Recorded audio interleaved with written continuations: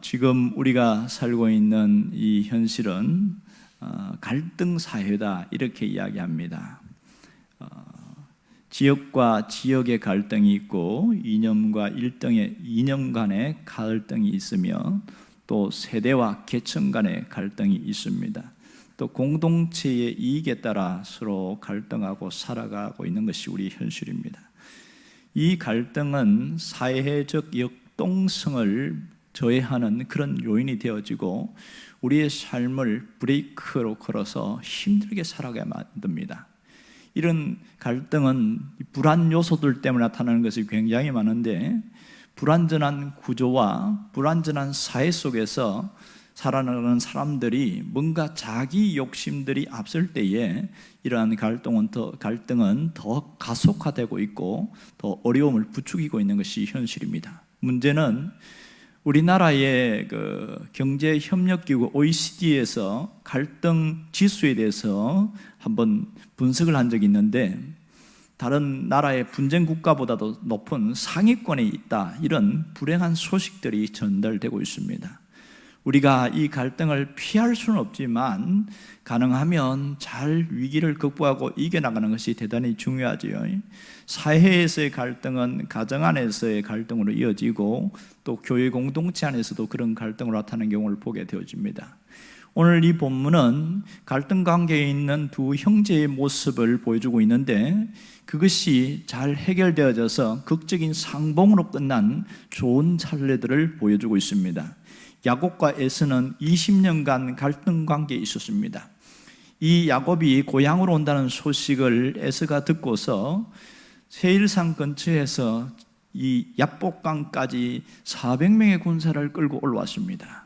이때에 야곱은 어마어마한 위기의식을 느끼고 자기가 할 수 있는 모든 지혜와 모든 것을 총동원해서 1차, 2차, 3차 선물을 보내고, 또 마지막에는 불안해서 야복강에 있을 때 하나님이 그와 찾아와서 결국은 하나님이 문제를 해결하는 이 과정을 보게 되어집니다. 하나님이 해결하고 나니까 극적인 상봉이 이루어지게 되었고 완전한 화해의 무드로 조성되어졌습니다. 이 칼을 간 에스가 오히려 내가 보호를 해주겠다 이렇게 날 때, 저희들이 양떼와 소떼와 염소떼가 많아서 천천히 가겠습니다 이렇게 해서 에스는 세일산으로 돌아가고 야곱은 다시 내려가고 있는 상황에 있습니다. 야곱이 지금 가는 길은, 목적지는 저 밑에 있는 아버지에 있는 고향집입니다. 그 고향집으로 나가고 있는데, 오늘 성경을 보면, 가만히 보면 고향으로 내려가다가 그만 꺾어서 다른 곳으로 가고 있는 걸 보게 되어집니다. 가장 첫 번째 간 곳이 숫곳이라는 곳이었어요. 숫곳이 어떤 지역인가? 야복강을 건너서, 그러니까 요단강 동쪽에 있는 곳이 숫곳입니다. 그곳에서 머물러 있는데요, 오늘 성경에 보니까 뭘 했느냐, 17절에 보니까 그가 야곱이 한 일이 나타납니다. 함께 읽어보겠습니다. 야곱은 숫곳에 이르러 자기를 위하여 집을 짓고 그의 가축을 위하여 우리간을 지었으므로 그 땅의 이름을 숫곳이라 부르더라. 오늘 여기에 중요한 두 단어가 나오는데, 하나는 자기를 위하여, 또 하나는 가축을 위하여, 이렇게 나옵니다. 그러니까 야곱이 어떻게 살아왔는지에 대한 것들을 이 두 단어를 통해서 보여주고 있는데, 우리간을 지었다는 것은 짐승들이 피해가 있지 않도록 짐승들의 집을 지었다는 건데, 이것은 보면 상당한 기간 동안 그곳에 안주하려고 했던 야곱의 모습이 그 안에 들어있습니다. 여기서 볼 수 있는 것은 야곱의 신앙관입니다. 야곱은 어떤 신앙을 가지고 있었느냐, 여기서 야곱은 세상적인 가치관을 더 앞세웠다는 겁니다. 하나님 중심주의가 아니고 세상 중심이었습니다. 자기 중심으로 살았다는 거죠. 하나님의 뜻과 계획, 그거보다는 자신의 비전과 계획을 더 우선시했음을 알 수 있습니다. 자, 여기 숫곳에서 야곱이 얼마나 있었을까요? 대략 시간을 계산해 보니까 한 1년 가까이 거기서 머물렀습니다. 그러다가 야곱이 다시 또 다른 지역으로 이동해 나갑니다. 그곳이 세겜입니다. 지도를 다시 한번 보면 세겜은 요단강을 건너서 서쪽으로 가야 세겜이 있습니다. 지금 야곱이 세겜으로 내려가는 길은 정상적인 코스입니다. 그 세겜에서 다시 밑으로 내려가면 베델이 나오고 그렇게 해서 마지막 여기 헤브론이 나오는데 거기까지 가는 곳이 야곱의 목적지거든요. 저 밑에까지 내려가야 되는데 문제는 이 세겜에서 야곱이 한 행동이 독특하다는 걸 알 수 있습니다. 자, 18절을 보면 야곱이 뭘 했는지를 보여주고 있습니다. 함께 읽어봅니다. 야곱이 밧단 아람에서부터 평안히 가나안 땅 세겜 성읍에 이르러 그 성읍 앞에 장막을 치고 세겜을 지나가다가 거기서 세겜 성읍이 있는데 그 옆에 근처에다가 장막을 쳤다. 왜 야곱이 여기에 장막을 쳤을까요? 이곳에서 너무 힘드니까, 그렇게 해서 너무 어려우니까 장막을 친 것일까? 다음 이어지는 이야기를 보면 결코 그것은 아니었던 것 같습니다. 지금 야곱이 자신이 가던 곳에서 멈춰서 장막을 친 것이 이것이 사실은 문제가 될 수 있습니다. 여기서 어느 정도 다시 쉬고 안주하기 위해서 장막을 쳤다는 것을 알 수가 있는데요. 지금 야곱이 무엇을 잃어버렸어요? 뭘 잃어버렸을까요? 오늘 여기에서 평안히 밧단 아람에서부터 평안히 세겜 성읍이 이르렀다 이 표현이 나오는데 이 평안이라는 단어가 뭐냐면 하나님의 은혜로 하나님의 보호하심과 하나님의 인도하심으로 여기까지 왔다 이런 뜻이거든요. 그러면 야곱이 뭘 잃어버렸어요? 본래의 목적을 잃어버렸어요. 그의 본래 목적이 뭡니까? 하나님 앞에 약속을 지키고 고향으로 가는 것이 목적이었어요. 그런데 그가 본래 목적을 잃어버리고 하나님과의 약속 자체도 그는 기억을 하지 않은 건 아니지만 이 상황 합리화, 이 상황 윤리적인 면에서 합리화시키는 과정을 보게 되어집니다. 이 약속을 잃어버린 모습이 이 자리에서 분명하게 드러나고 있는 것을 우리가 볼 수 있습니다. 약속이 뭡니까? 베델에서 하나님과 했던 약속이었죠. 그러니까 야곱이 고향으로 가려고 했을 때는 어떤 위기가 있었냐면 외삼촌 라반과 그의 아들들이 자기가 갖고 있는 그동안 일궈 나왔던 모든 재산을 다 빼앗아 가려고 했을 때에 엄청난 위기를 느끼고 이렇게 안 되겠다, 우리가 다시 움직여야 되겠다, 그런 생각을 하고 아내와 이렇게 해서 의논을 해서 내려옵니다. 그런데 놀라운 것은 불안한 거예요. 거기까지 오는데 얼마나 수십 킬로가 넘는 그런 먼 거리를 내려와야 되는데 이 수십 킬로, 수백 킬로 되겠네요. 그러니까 그때 하나님이 찾아오셔요. 하나님이 찾아오셔서 뭐라고 그러냐면 창세기 31장 13절에 보면 그 야곱의 두려움과 불안한 마음을 알고 하나님이 분명하게 이렇게 말합니다. 함께 읽어봅시다. 나는 베델의 하나님이라. 네가 거기서 기둥에 기름을 붓고 거기서 내게 서원하였으니 지금 일어나 이곳을 떠나서 내 출생지로 돌아가라 하시느니라. 지금 여기서 하나님이 나는 베델의 하나님이다 이렇게 이야기를 하고 있어요.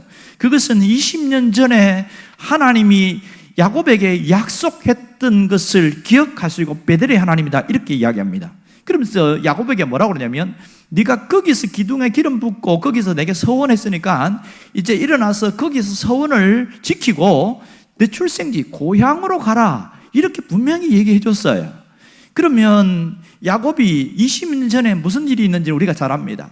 그가 에서의 형을 피해서 밧단 아람으로 가다가 베델에서 돌베개 베고 자면서 처량하게 울고 그렇게 있을 때 하나님이 나타나셔서 신비한 환상을 보여주었어요.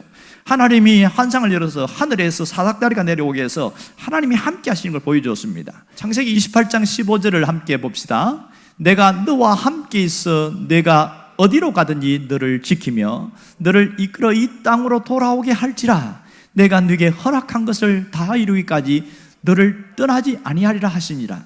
이게 하나님의 약속이었어요. 얼마나 놀랍습니까? 깜짝 놀란 건 뭐냐면 하나님은 우리 집에만 계신 줄 알았는데 세상에 아무도 없는 이 허벌판에 거기에 하나님 계시다는 것을 깨닫고 놀랬고, 또 하나는 하나님의 약속이에요. 이야, 이렇게 어마어마한 약속을 한 거예요. 너에게 허락한 것을 다 이루기까지 절대로 떠나지 않을 것이다. 정말 하나님은 그 약속을 지키셨어요.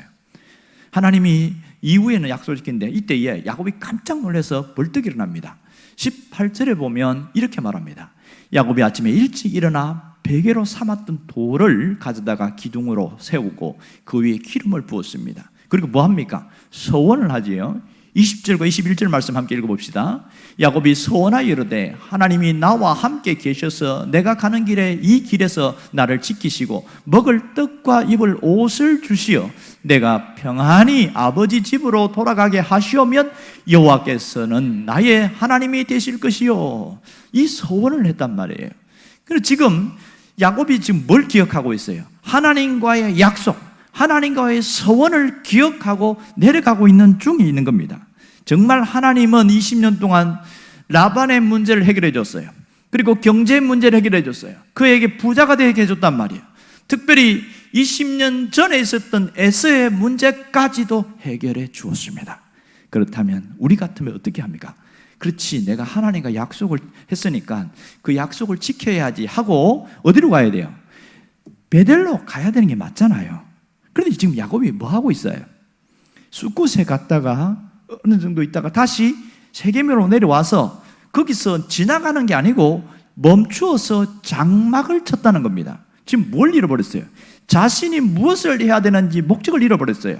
어느 방향으로 가야 될지 방향성을 잃어버렸단 말입니다. 거기서 장막을 쳤는데 더 한 걸음 더 나아가서 황당한 건 뭐냐면 땅을 샀다는 거예요. 그때도 부동산 경기가 어땠는지 모르지만 땅을 사서 거기서 완전히 정착을 하려고 하고 있습니다. 19절 말씀을 함께 보면 이렇게 나옵니다. 다 같이 읽어보겠습니다. 그가 장막을 친 밭을 세겜의 아버지 하몰의 아들들의 손에서 백크시타에 샀으며 이럽니다. 이 크시타라는 것은 당시에 은을 말하는데 이 1크시타는 어린 새끼 양, 아주 어린 양 한 마리 값이에요. 그러니까 어린 양 100마리 값을 주고 땅을 샀다, 이런 뜻이죠. 자, 땅을 샀다는 것은 무슨 뜻입니까? 여기서 완전히 정착해서 살겠다, 그런 뜻이잖아요. 지금 야곱이 왜 그랬을까요? 이곳에서는 우리식으로 이야기하면 돈 벌기 너무 좋아, 뭐든지 잘 돼. 그러니까 여기서 있어도 괜찮겠지. 그런데 야곱의 한켠에는 무슨 마음이 있어요? 하나님과 약속은 지켜야 되는데 그런 마음이, 부담감이 있단 말이에요. 그래서 한 일이 뭐냐면 그곳에서 하나님 앞에 제단을 쌓았어요. 이게 20절 말씀입니다. 함께 읽어볼까요? 거기서 제단을 쌓고 그 이름을 엘로헤 이스라엘이라 불렀더라, 이렇게 말합니다. 자기가 지금 제단을 쌓았다는 건 무슨 뜻이에요? 우리식으로 하면 예배를 드린 거고 야곱과 하나님의 관계에서 약속을 지키려고 했던 것이죠. 야곱은 무슨 생각했습니까? 지금 제단이 어떻게 생겼냐면 돌을, 다듬지 않은 돌을 가지고 이렇게 원뿔 형태로 쭉 세워놓고 그 위에는 나무를, 장작과 나무를 거기다 넣고 그 다음에 양이나 이런 것을 잡아서 각을 떠서 위에 올려놔요. 그리고 나서 불을 지피죠. 불을 지피면 확 타고 올라가가지고 이 재물들이 타는 걸 바라봤을 겁니다. 아마도 처음 보는 신기한 광경이기에 야곱의 가족 전체와 주변에 있는 이 세겜 부족들도 신기할 거 아니에요. 함께 보면서 거기서 야곱이 뭐 했을까요? 진지하게 하나님 앞에 기도했을 것입니다. 하나님, 내가 드리는 이 제사를 받아주십시오. 하나님, 정말 내가 하나님과 약속을 지키려고 여기서 제사 드리오니 나의 하나님 제사를 받아주시옵소서. 이렇게 하면서 야곱은 자기가 할 일을 다 했다, 그렇게 생각한 것 같습니다. 그럼 여기서 우리가 한 가지 생각할 것은 과연 하나님도 그렇게 생각하시는가 하는 문제입니다. 지금 야곱이 이 세겜에 정착해 사는 것에 대하여 잠시 멈추고 한 번쯤 생각을 해봤어야 됩니다. 하나님이 이걸 원하실까? 하나님이 정말 기뻐하실까? 그것을 한 번쯤 생각해보고 조금 더 신앙적이라면 진지하게 하나님 앞에 기도해 봤다면 그 이후에 일어나는 가문의 후폭풍은 전혀 없을 일이었습니다. 그러나 야곱이 그런 생각도 없이 자기 눈에 보이는 대로, 자기가 좋아하는 대로 그냥 정착을 해버린 거예요. 그리고 제사를 드렸으니까 약속 지킨 거예요. 끝났어요. 그렇게 해서 문제는 어떤 일이 일어났어요? 아무 일도 일어나지 않았어요. 우리는 생각에 이렇게 하면 어마어마한 심판이 있을 것이다 생각하는데 어떤 일도 일어나지 않았어요. 그것이 한 해, 두 해, 무려 10여 년 가까이 갔습니다. 문제는 잘되고 번성할 때에 나타나는 양상 중에 하나는 뭐냐면 안일함입니다. 영적인 안일함. 그러다 보니까 늘 잘되고 좋아지니까 마음이 안일해지니까 나태해져요.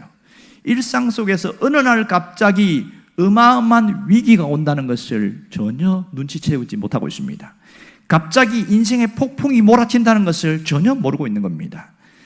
그들은 이 10년 가까이 있으면서 아마도 하나님이 어떤 면에서 사인을 주지 않았을까 그런 생각합니다. 무시해버렸기 때문에.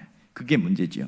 나중에 결국에는 가문 전체가 완전히 몰락할 만한 어마어마한 위기 상황에 빠져서 사면 초과해상에서 죽을 고비에 있었습니다. 하나님이 그때 개입하지 않았으면 그들은 완전히 거기서 죽었습니다. 이런 일들이 일어났습니다. 만일 그가 이것을 알고 정신을 차리고 돌이켰다면 어떻게 될까요? 그럼 이 비극은 전혀 오지 않았을 겁니다. 오늘 이 야곱의 모습을 통해서 하나님 우리에게 깨닫기를 원하십니다. 그게 뭐냐면 혹시 우리도 야곱과 같은 모습을 갖고 있지는 않은지 한번 점검해 보라는 겁니다. 인생의 폭풍이 오기 전에 잠깐 여기서 멈춰서서 내가 지금 가고 있는 길이 맞는지, 내가 지금 제대로 하고 있는지 한번 자신을 돌아보기를 원하시는 겁니다. 이렇게 신앙생활해도 괜찮은지 자신의 신앙을 한번 점검해 보기를 원하는 겁니다. 혹시 여기에서 뭔가 문제가 있다면 방향 전환을 해야 됩니다. 방향 전환을 하게 될 때는 저 앞에 있는 우환과 재앙을 넘어가게 되어지고 피하게 되어집니다.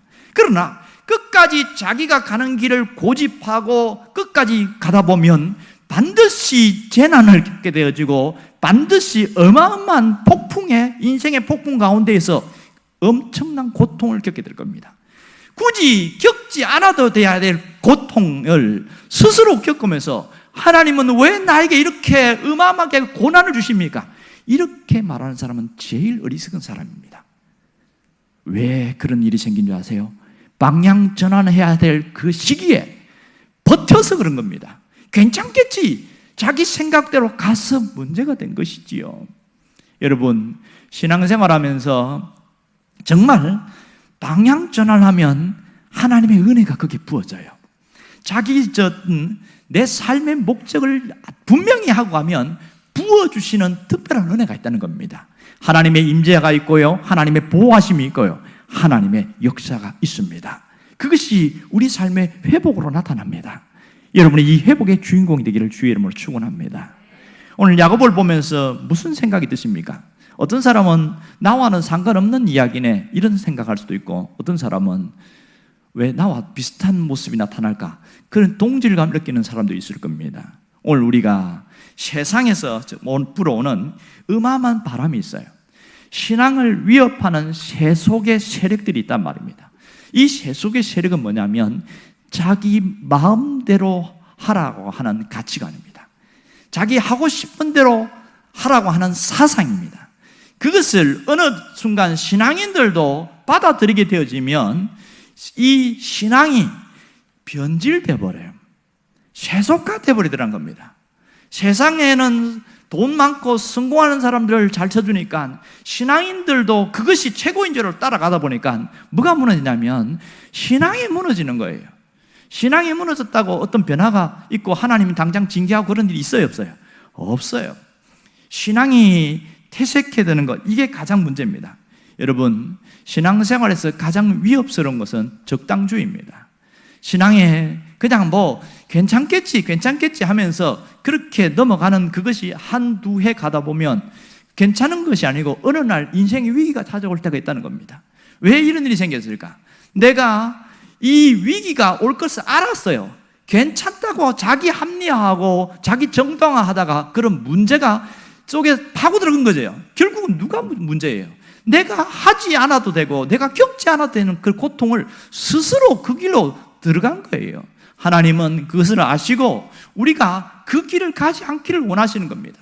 하나님은 지금은 어리석어 보여도 내가 그 길로 가지 않는 것이 가장 현명했다는 것을 나중에 깨닫게 하신다는 겁니다. 여러분이 그런 어리석은 자가 되지 않기를 원합니다. 신앙의 태보가 있고 영적인 태보가 일어나도 당장 현상적으로는 아무런 나한테 해가 없어요. 아무런 문제가 없단 말입니다. 야곱을 가만히 보세요. 숫곳에서 자기를 위하여, 가축을 위하여 우리를 지었고 거기서 돈 버는 일을 했어요. 우리 식으로 이야기하면. 그런데 무슨 일이 있었어요? 아무 일도 일어나지 않았어요. 한 걸음 더 나아가서 세겜에서 거기서 장막을 짓고 땅을 사고 정착을 했어요. 왜요? 거기는 초원이 넓어서 짐승을 키우기에 가장 좋고, 그러니까 짐승들이 계속 태어나니까 돈을 많이 버는 거예요. 재산이 많아지는 거예요. 무슨 일이 일어났어요? 더 잘 됐어요. 어려움이 생긴 것이 아니라 더 잘 됐단 말입니다. 그러면 야곱이 무슨 생각했을까요? 하나님이 내가 이곳에 정착하는 것을 허락하시나 보다, 아무 일도 일어나지 않은 거 보니까 하나님도 기뻐하시나 보다, 그렇게 생각하고, 그래도 자기 할 도리를 해야 되잖아요. 그래서 한 게 뭐예요? 제단을 쌓은 거예요. 제단을 쌓았어요. 그때 야곱의 중심은 무엇일까요? 꼭 베델이 아니라도 세겜이라도 괜찮지 않겠느냐? 내가 하나님 앞에 중심을 다해서 제단을 쌓는 것이 중요하지 굳이 장소가 별 중요하겠냐? 그것이 야곱이 갖고 있는 생각이었습니다. 그러니까 제단을 쌓아서 제사 드릴 때 정성을 다했을 것이고 최선을 다해서 그가 했을 것은 분명합니다. 그러면서 그가 뭐라고 불렀어요? 엘로헤 이스라엘. 무슨 뜻입니까? 나의 하나님, 이런 뜻입니다. 나의 하나님. 그러니까 원래 뜻은 이스라엘 하나님인데, 나의 아버지, 할아버지 하나님, 아버지 하나님, 나의 하나님, 오늘 내가 나의 하나님께 경배드립니다. 정성을 다해서 했기에 이것은 그 당시의 중심은 야곱의 신앙 고백이었어요. 진실한 고백이었단 말이에요. 문제는 이렇게 하나님 앞에 지극정성으로 제사를 드렸는데 과연 하나님이 받으셨느냐 하는 겁니다.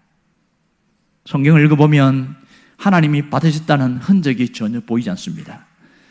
뒤에 야곱이 베델에 올라가서 또 제단을 쌓습니다. 35장 7절에 보면 이렇게 나오죠. 함께 읽어봅시다.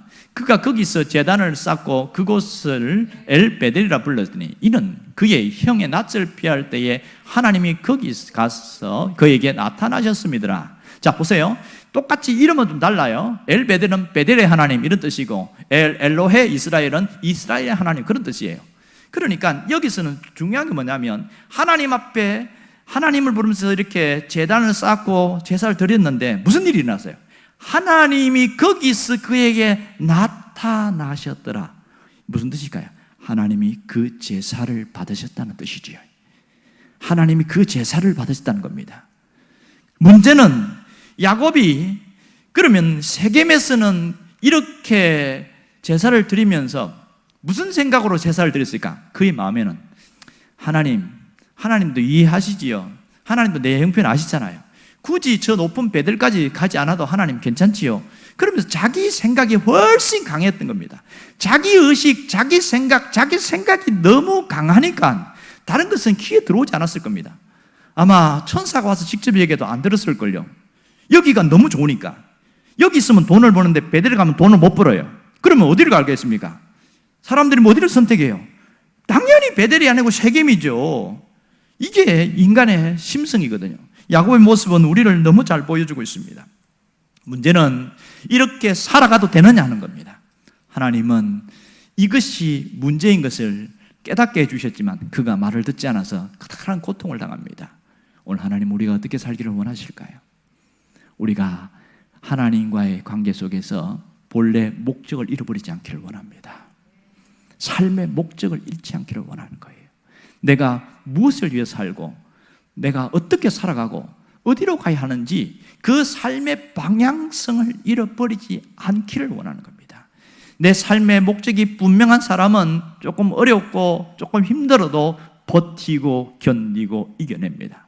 그러나 삶의 목적이 흐트러지고 무너진 사람은 내가 의도한 대로 가지 않으면 휘청거리게 되어집니다. 여러분, 삶의 목적을 잃어버리면 뭘 잃어버린지 아세요? 삶의 우선순위를 망각하고 살아갑니다. 삶의 우선순위를 망각하고 살아가요. 이 우선순위가 무엇입니까? 내가 더 중요한 게 뭔지 덜 중요한 게 뭔지 그 경계선이 모호해지고 내가 중요하게 생각하는 것은 나한테 이익이 되고 나한테 도움이 되고 내가 더 많이 가질 수 있으면 그것이 중요하게 여겨지게 되는 겁니다. 이렇게 중심이 이동되어 버려요. 우선순위가 바뀌어 버려요. 그렇게 삶의 목적을 잃어버리면 이렇게 살아가도 괜찮더라는 겁니다. 문제는 이렇게 살아가다가 당장 심판이 오지 않기 때문에 더 위기를 못 느끼고 있는 겁니다. 이게 안타까운 일이지요. 여러분, 야곱을 가만히 보세요. 그가 신앙생활이 별 보잘것 없어도 하나님은 약속을 지키셨어요. 라반의 집에서는 뼈바닥 일한 거 외에는 그 한 일이 별로 없습니다. 그리고 결정적인 순간에 신앙이 별로 없는 사이에서도 하나님을 찾았더니 야복강에서는 하나님은 그에게 찾아오셨고 에서의 문제 해결해 줬어요. 하나님은 끝까지 동행해 주셨고 끝까지 그를 지켜주셨고 그와 함께 하신 하나님입니다. 문제는 야곱의 태도입니다. 야곱은 뭘 잃어버렸어요? 내가 약속을 지켜야 된다는 것은 알고 여기까지 왔는데 게임에서 머물러 버린 거예요. 괜찮다고 생각한 거예요. 분명히 하나님이 나는 베델의 하나님이다. 거기서 너와 약속한 것을 서원을 갚으라. 이것을 그가 알고 있으면서 싹 바꿔버리는 거예요. 이게 가장 큰 문제라는 것을 오늘 알아야 됩니다.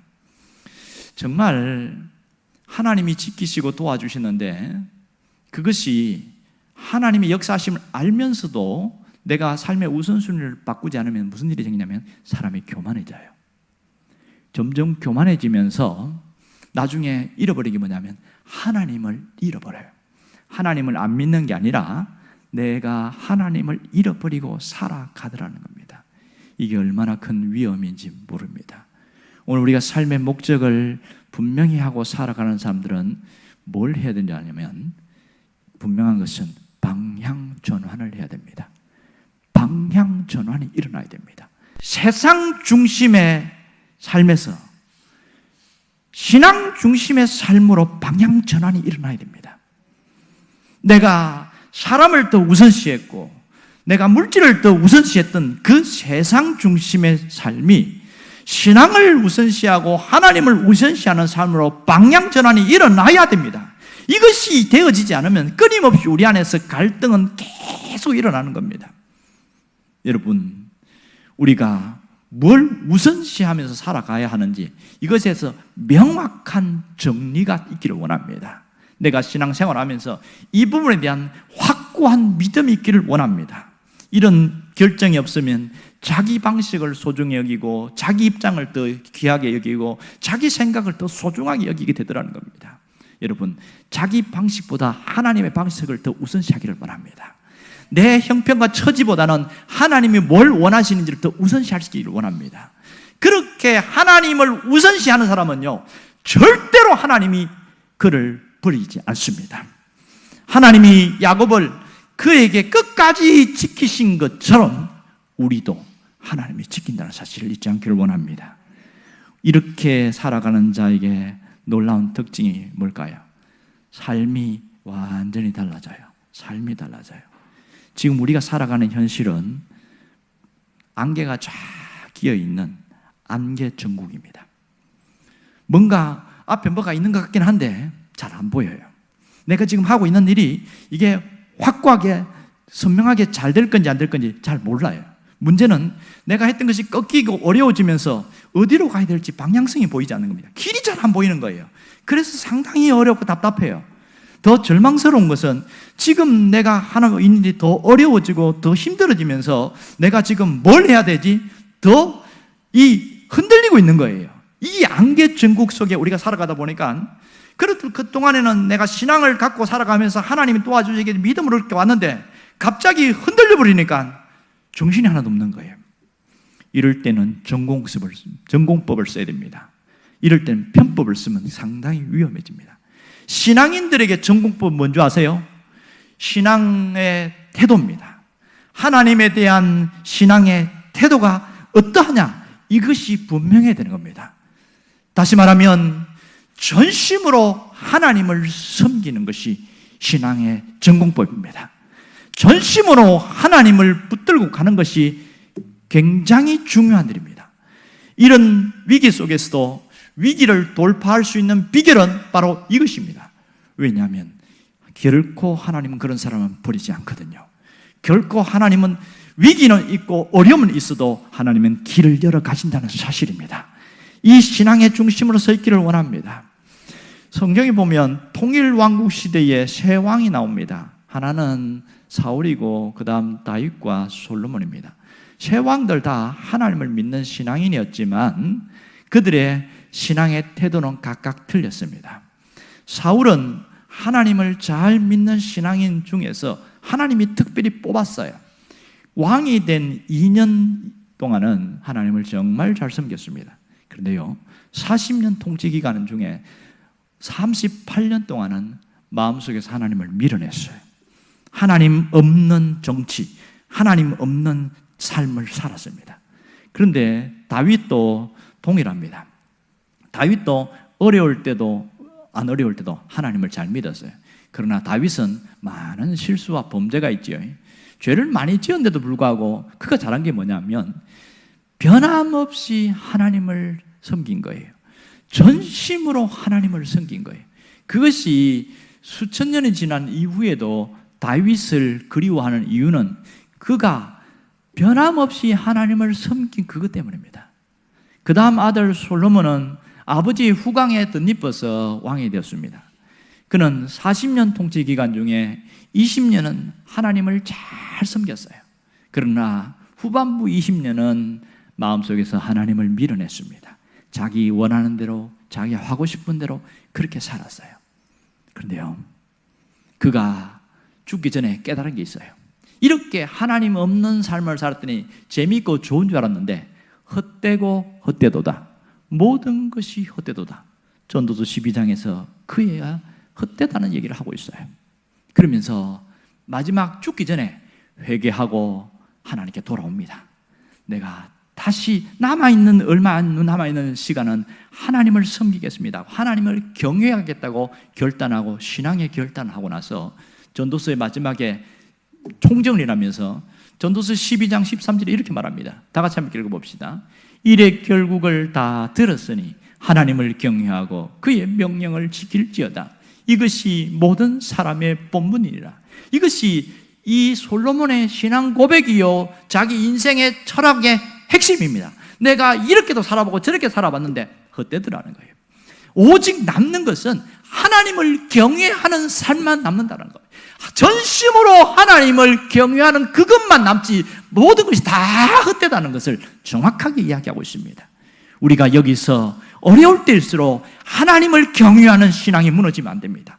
힘들수록 하나님을 경외하는 신앙이 더 분명해져야 됩니다. 그래야 놀라운 역사가 있습니다. 이렇게 전심으로 하나님을 경외하는 사람들에게 어떤 일이 일어나는 줄 아세요? 그것은 회복입니다. 삶의 전방위적으로 일어나는 회복입니다. 무너진 곳에 하나님이 다시 메꾸어 주시고, 구멍이 난 곳에 하나님이 그 길을 다시 메꾸어 주시고, 또 우리의 삶에 끊어진 그곳을 하나님이 이어지시는 놀라운 역사가 일어난다는 겁니다. 여러분, 하나님은 지금도 살아계십니다. 눈에 보이지 않는 하나님은 내 삶 속에서 역사하십니다. 내가 얼마나 어려운지, 내가 얼마나 답답한지 너무나 잘 알고 있습니다. 그렇다면 그 혼자 끙끙 매고 혼자 고민하고 하지 말고, 힘들고 어려울 때 내가 있는 그 자리에서 벌떡 일어나서 하나님 앞에 참 이 문제를 가지고 와서 의논하시기 바랍니다. 하나님, 내가 어떻게 해야 되는지 지혜를 주세요. 방향을 열어주세요. 환경을 열어주세요. 끊임없이 할 때 놀랍게도 이 자욱하게 낀 안개가 싹 거두어지고 내가 갈 길이 보입니다. 하나님을 경외하는 자에게 주시는 축복은 형통입니다. 이 형통의 주인공이 되시기를 주의 이름으로 축원합니다.